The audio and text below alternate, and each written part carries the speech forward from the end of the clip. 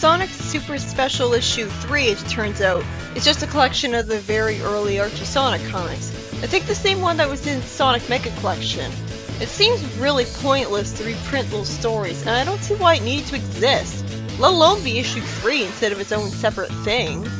The real next story is in issue 4, which is confusingly named The Return of the King. Didn't we already have the King around? Also, these comics are technically called Super... I just said it now. These comics are technically called Sonic Super Specials, but that doesn't exactly roll off the tongue well, so... It starts out with the people of Mototropolis looking at a royal skyship heading towards the Castle of Acorn. Never heard the term skyship before, because it does sound more benevolent than airship. The skyship has the heroes come out of it. King Acorn walks right up to the Freedom Fighters, with Sally asking why he isn't the bed sit, and he's clearly still made of crystal, so it's not like it's a robot duplicate again. He responds with cheerful dismissal that he's somehow fully recovered now, and all of his talk about dismantling the Robians was just poppycock, saying that now his sanity is fully intact. There's no way he would have recovered from insanity like that so easily. Then it gets even weirder, as for some reason the Freedom Fighters act out characters, saying that now all of a sudden they don't trust the Robians either, despite being good friends with Uncle Chuck. Obviously something's amiss. Maybe this is all taking place in King Acorn's head. The annoying thing is they try to justify it by having Sonic say he still doesn't trust Uncle Chuck, even though he forgave him already. Because of this strange out-of-character moment from everybody, King Acorn's entire face crystallizes because of how angry he gets, and at this point he completely changes his mind and decides once again to dismantle all of the Robians. Then another airship with another group of Freedom Fighters lands. Yes! I knew it! I was wondering if those guys are fakes, that explains it. So the real Freedom Fighters land to a Mototropolis in chaos, and after a soldier blatantly ignores the princess's orders, Sonic gives him the punishment he deserves by catching him in a blue tornado. Naturally, Uncle Chuck is really uneasy at seeing the Freedom Fighters because of what he thinks they did, but why the hell would he think they did? This is the same guy who was genre savvy enough to get suspicious when Sonic was being blamed for Sally's supposed death in issue 47. Now all of a sudden he's not thinking something's up? Really? Sonic almost snaps at a soldier when he thinks that he killed Uncle Chuck, and tries to use the Sword of Acorn to give him the punishment he deserves, only not doing so because his parents and Sally nag him out of it. Fortunately for Sonic's conscience, Chuck is just fine, but I really did like that character moment for Sonic. Then the soldier who is about to be attacked with the Sword of Acorn says that he has a tingly feeling in his head, and explains that the last thing he remembers was the Freedom Fighters' arrival back at the castle. So the soldiers were brainwashed? Is that why they uncharacteristically ignored Sally? Sally then says that no matter how much the Mobians distrust the Robians, there's no way they destroy half the city just to hurt them. You're pretty idealistic, aren't you? She then points out the obvious, that the spell on the soldier had been undone by the Sword of Acorns, without Sonic even telling the sword to do that. That was awful nice of it.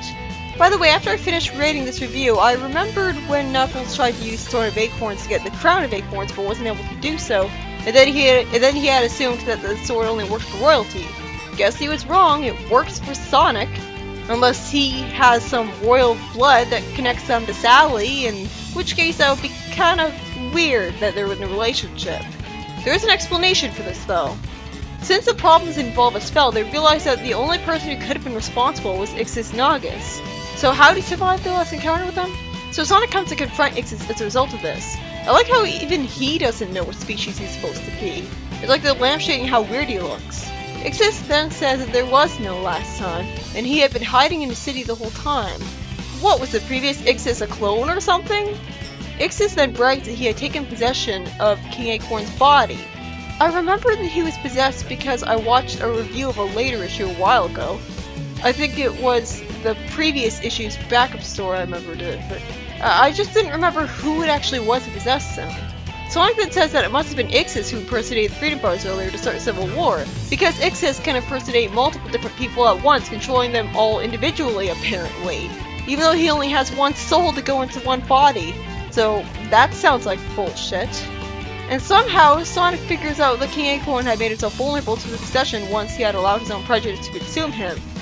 I guess getting angry makes him more vulnerable to his possession, but he was saying that dismantling the Robians was poppycock, so what own prejudice? He wasn't allowing his prejudice to consume him, he got angry for being not prejudiced.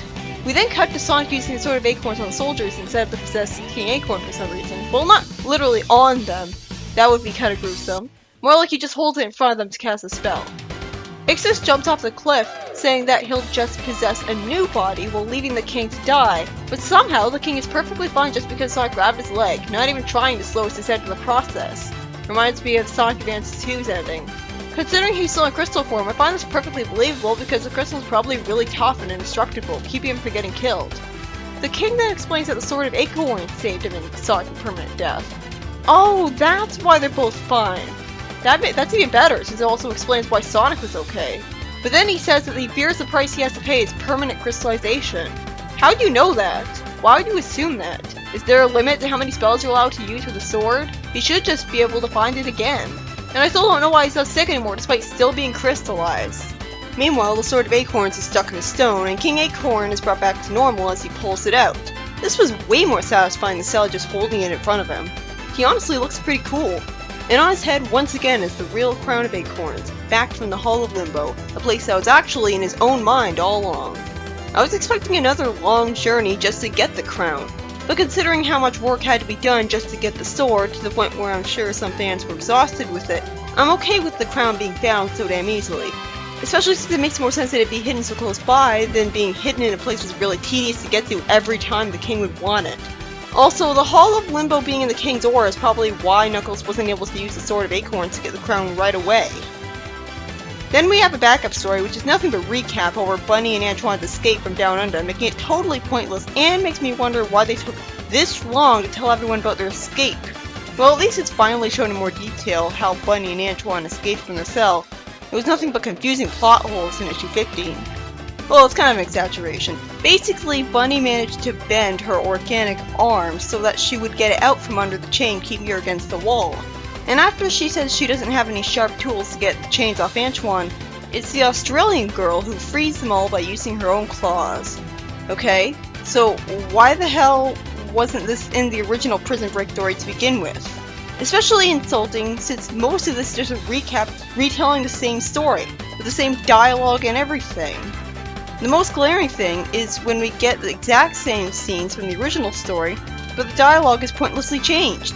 Even though I highly doubt that when Bunny and Antoine at the current time are recounting the story, that they would literally be trying to recite word for word what they think they were saying back then, and thus changing the dialogue through paraphrasing it, because that would just drag the story out in universe. After we see Bunny and Antoine once again seeing the message with Eggman bragging about his ultimate weapon, Bunny wonders if she can get a reading on other power sources inside the ship using some buttons. And after they think they see an ordinary combat commander of a ship, it's revealed on further inspection that he had a Chaos Emerald power in him that they could use. Also, I know it's like a trademark of French stereotypes, and Antoine in particular, to say sacre bleu, but that's actually not said by French people anymore. It's only really said in jest. It's too old-fashioned, really.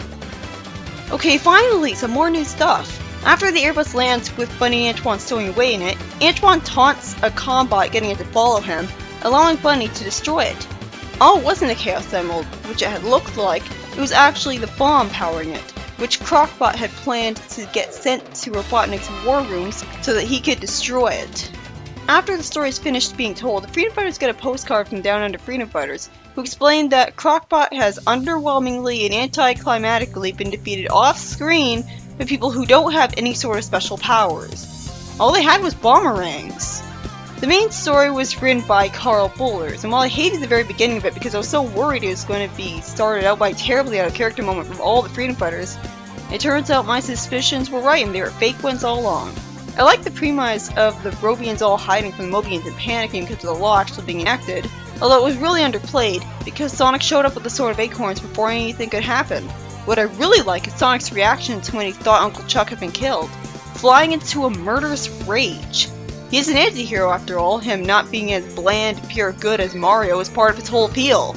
I find it really fascinating that basically proving that Scourge is right about one bad day to potentially making Sonic become a lot more ruthless, because the only reason he didn't end up killing a soldier who thought he was just doing his job was because Sally and his parents acted like the morality chains to control him.